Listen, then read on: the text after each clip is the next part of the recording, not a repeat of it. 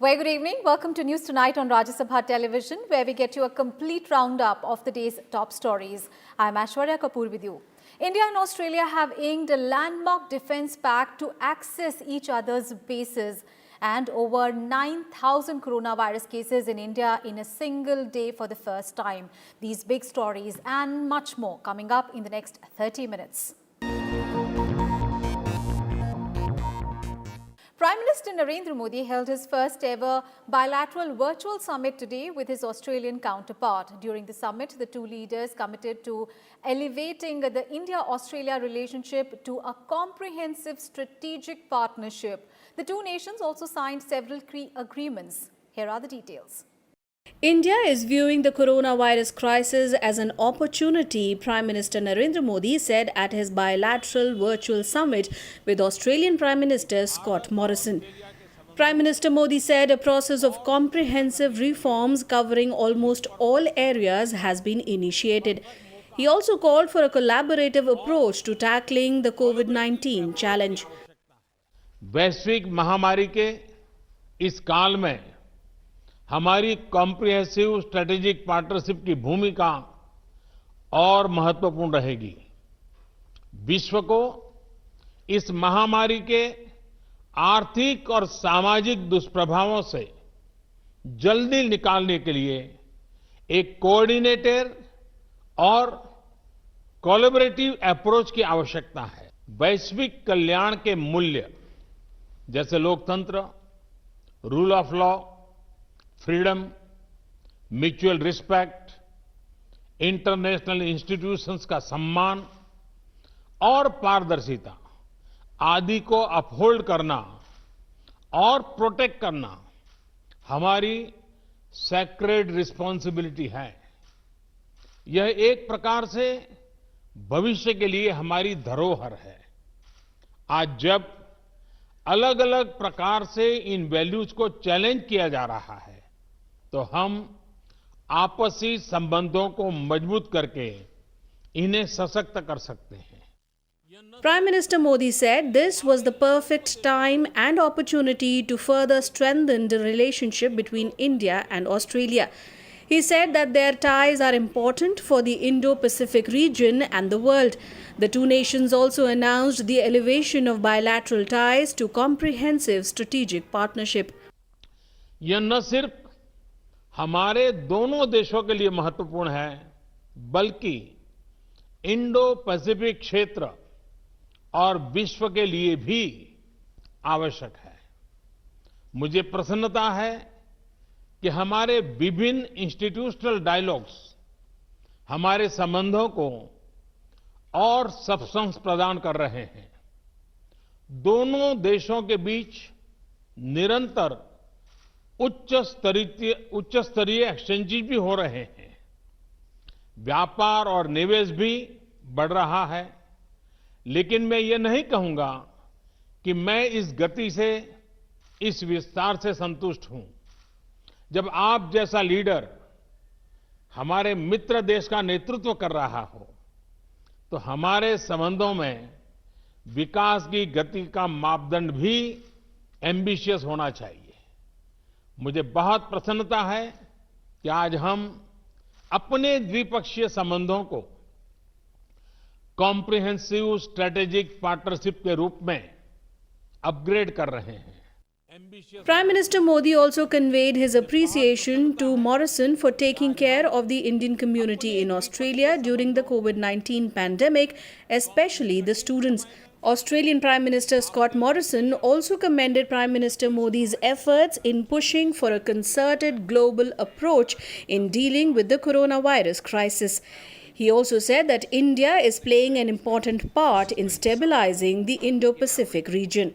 We are committed to an open, inclusive, prosperous Indo-Pacific, and India's role in that region, our region, will be critical in the years ahead, and we share responsibilities for that ocean as well, its health, its well-being, its security, and the relationship we're forming around those issues in our maritime domain I think is the platform for so many other things between our countries.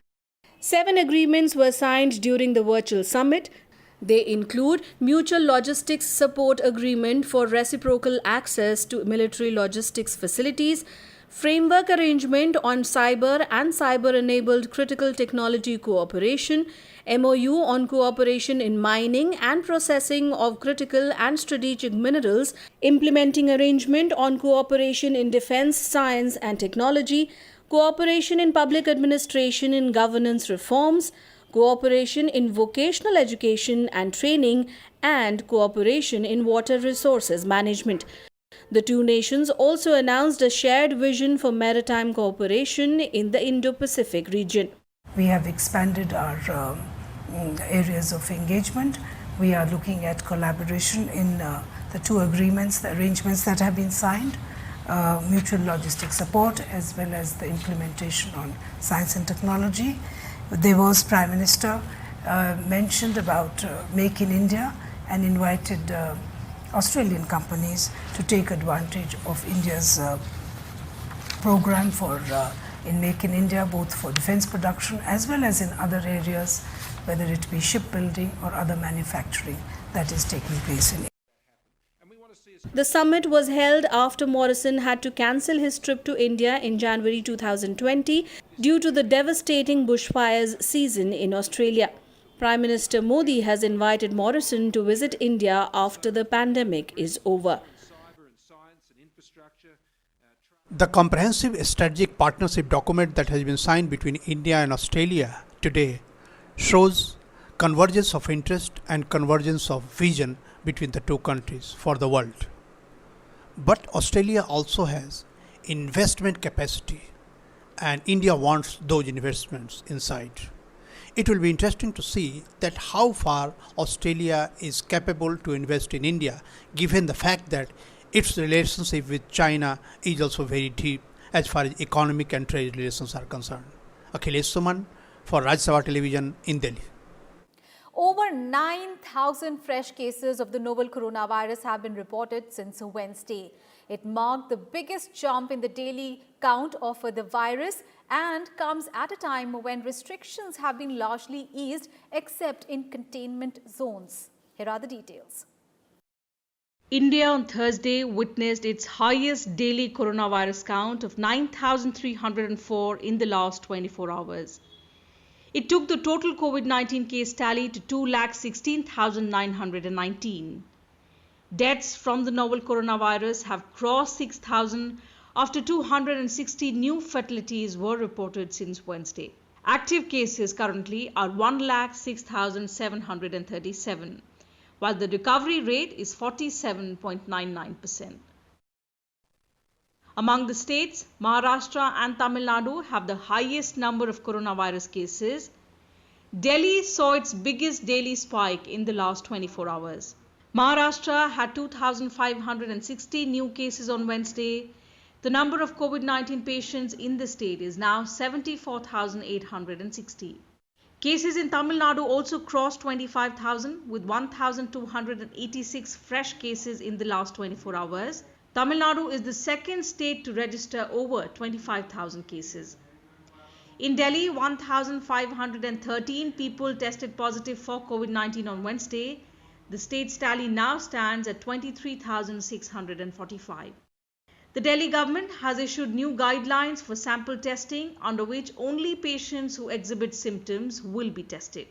At 2,587 deaths, Maharashtra has the highest death toll in the country, followed by Gujarat, Delhi, Madhya Pradesh and West Bengal. These 5 states have 83% of all COVID-19 related deaths in India. Maximum deaths were reported from Delhi, Bihar and Tamil Nadu in the last 7 days. More than 3,500 frontline workers have tested positive for COVID-19 in Maharashtra. These include 500 doctors, nurses, ward boys and paramedics. At least 30 police personnel, including an officer, have died in the state, while over 2,500 have tested positive for the disease. Defense Secretary Ajay Kumar has tested positive for COVID-19 and is now under home quarantine. Kumar was tested after developing a mild fever. At least half a dozen central government offices in Lutyens, Delhi have reported COVID-19 cases. The Health Ministry on Wednesday issued a 40-point advisory for government officials. It makes wearing masks mandatory and says only asymptomatic persons will be allowed to attend office. Meanwhile, nearly 3 months after it suspended visas for foreigners, the Home Ministry on Wednesday eased travel restrictions for certain categories of foreign nationals. These include business persons, health professionals and technical specialists. The government said they would be allowed to fly into India on non-scheduled chartered flights on business visa. Bureau Report, Rajya Sabha TV. And under the Vande Bharat mission, as many as 187 stranded Indian nationals from Dubai reached Gaya in Bihar on Thursday. All passengers have been sent to quarantine of 7 days at hotels in Bodh Gaya. A flight from Mauritius landed at the Delhi airport at 1:30 a.m. carrying 243 passengers. Another repatriation flight carrying 69 passengers landed in Guwahati's international airport from Ukraine's capital Kyiv at 2:30 a.m. An Air India flight carrying 149 passengers each from Kuwait, Jeddah and Riyadh arrived in Delhi, Srinagar and Chennai airports respectively. A flight carrying 243 Indians from Mauritius will land in Mumbai late on Thursday night. Meanwhile, Air India will be opening its bookings for the 75 special repatriation flights from India to destinations in the US and Canada on Friday at 5 p.m. The flights will be operating between June 9th and June 30th under the third phase of the mission.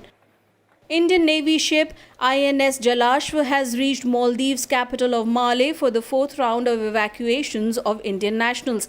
The ship will set sail on Friday for Tuticorin, carrying around 700 passengers. Earlier, INS Jalashva sailed twice and INS Magar once from Malé to bring back around 1,500 people to Kochi last month. INS Jalashva had also brought 685 people to Tuticorin last week as part of the Samudra Setu program. UK Prime Minister Boris Johnson on Thursday opened the Global Vaccine Summit. He urged the nations to pledge funding for vaccines and protect the world from future outbreaks of infectious diseases. Johnson also committed £1.6 billion towards the £6 billion fund needed over the next 5 years. Representatives of over 50 countries and 35 other heads of state and leaders of private sector organizations and civil society took part in the summit to raise funds for GAVI, the Vaccine Alliance. For India, Prime Minister Modi pledged $15 million to Gavi for vaccine development. In a short video message, Prime Minister Modi said Gavi is not just a global alliance, but also a symbol of global solidarity and a reminder that by helping others, we can also help ourselves. Excellencies, India recognizes and values the work of Gavi. That is why we become a donor to Gavi while still being eligible for Gavi support. Our support to Gavi is not only financial. India's huge demand brings down the global price of vaccine. Excellencies, in today's challenging context, I want to reiterate that India stands in solidarity with the world. Other nations that pledged money for the alliance are France, that has contributed an additional €250 million, which brings to its contribution to €500 million for 2021-2025. France said it will contribute another €100 million when an effective vaccine against COVID-19 becomes available. The Kingdom of Saudi Arabia announced an allocation of $150 million, while China has contributed $20 million to Gavi for 2021-2025. Australia pledged $300 million for the cause. The European Union also pledged €300 million to Gavi for giving millions of children access to life-saving vaccines. In some other news, the World Health Organization is resuming clinical trials of hydroxychloroquine. It had temporarily halted research over safety concerns. The committee recommended Speaking at an online media briefing, WHO Director General said experts had advised continuation of all trials, including hydroxychloroquine. He said the Data Safety Monitoring Board decided there was no reason to discontinue the international trial after reviewing available data on the drug. Tedros said the Safety Board will closely monitor the safety of all therapeutics being tested in its trials, which involved more than 3,500 patients across 35 countries. On 25th May, WHO announced it had temporarily suspended drug trials over safety concerns. The announcement came after medical journal The Lancet said hospitalized COVID-19 patients treated with hydroxychloroquine had a higher risk of death than those who did not take it. That study is now being re-examined. The Data Safety and Monitoring Committee of the Solidarity Trial has been reviewing the data.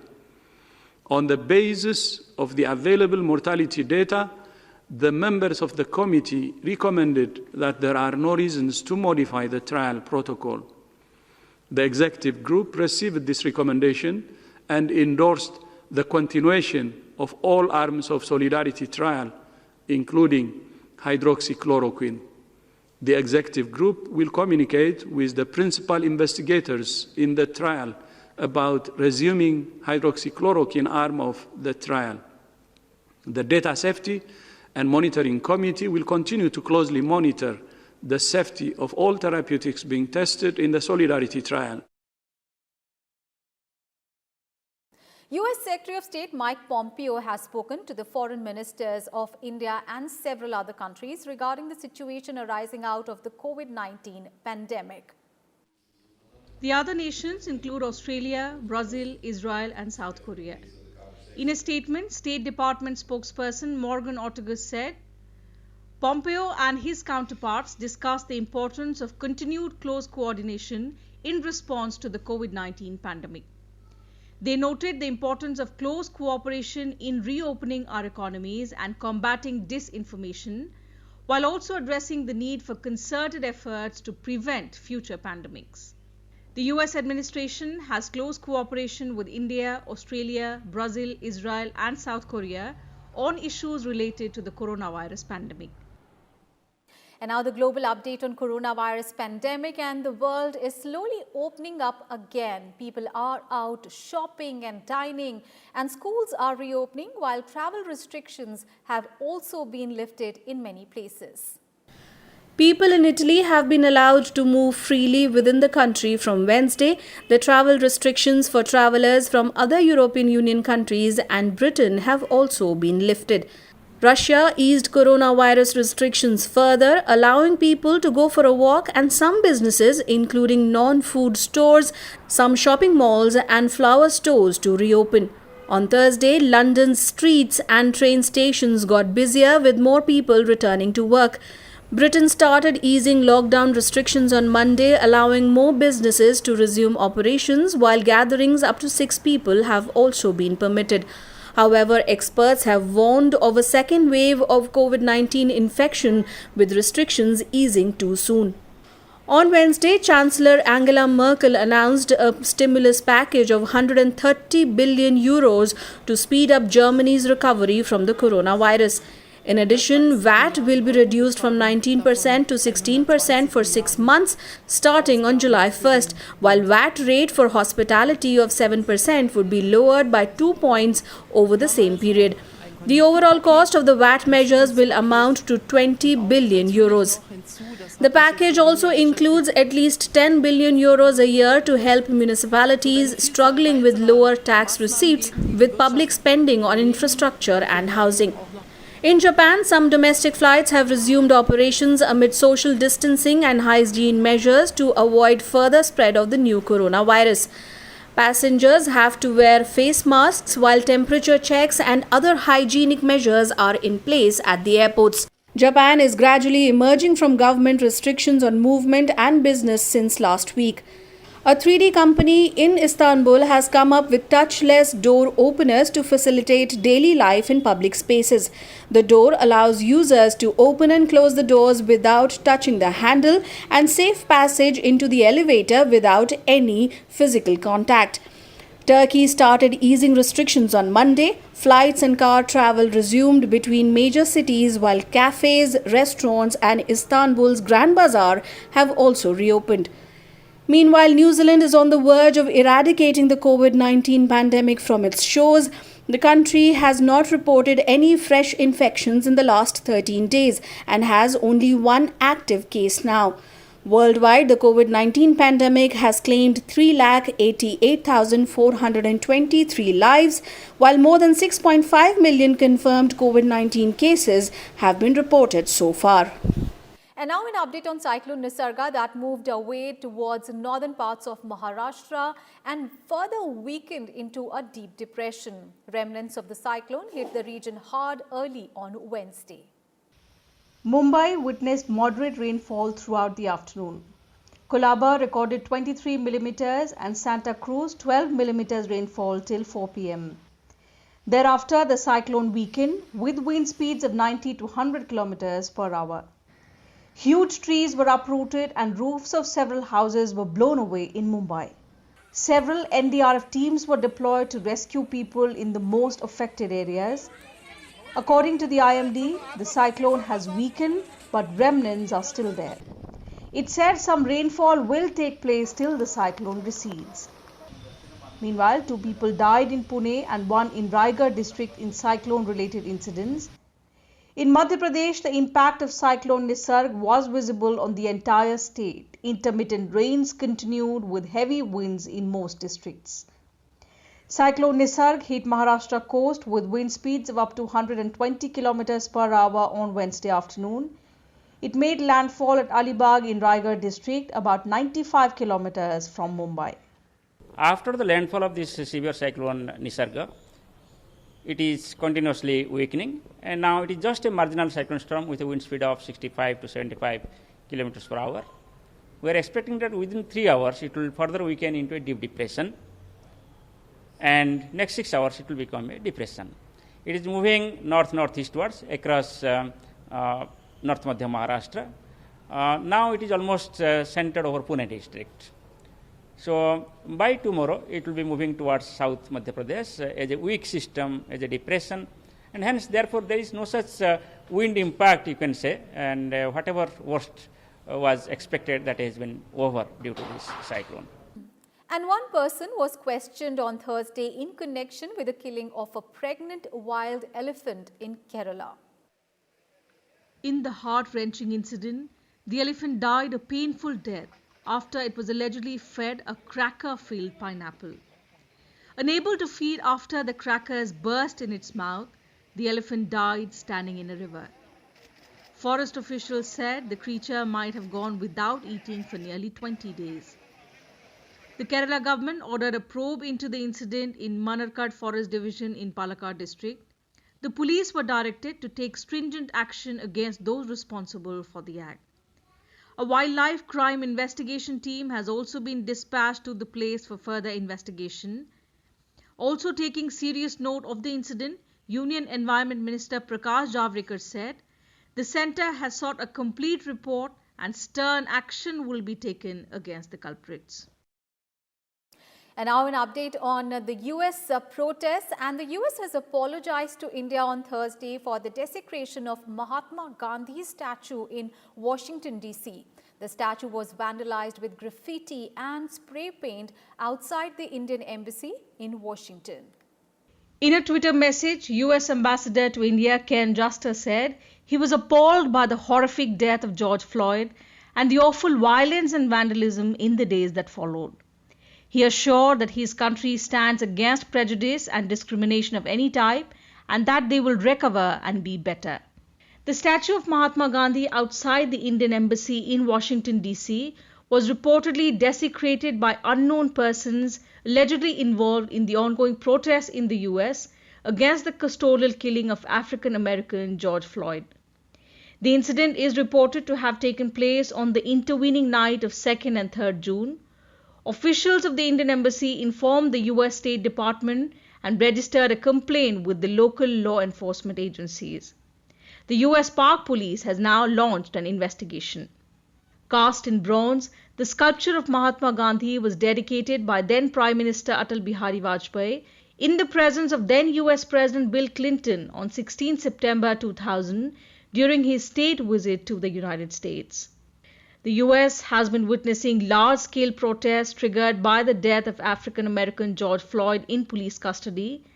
Demonstrations entered the 8th day on Wednesday, despite the prosecutors leveling new criminal charges against 4 Minneapolis policemen implicated in the death of George Floyd. Earlier this week, the protests turned violent, resulting in large-scale looting, damage to properties and monuments, and vehicles being set ablaze, leading to a situation of civic unrest in the country. And finally, Friday, 5th of June is World Environment Day. Every year, the day is celebrated to encourage worldwide awareness and action to protect the environment. Here is a report that tells us how the day will be celebrated, the theme and the significance of the day this year.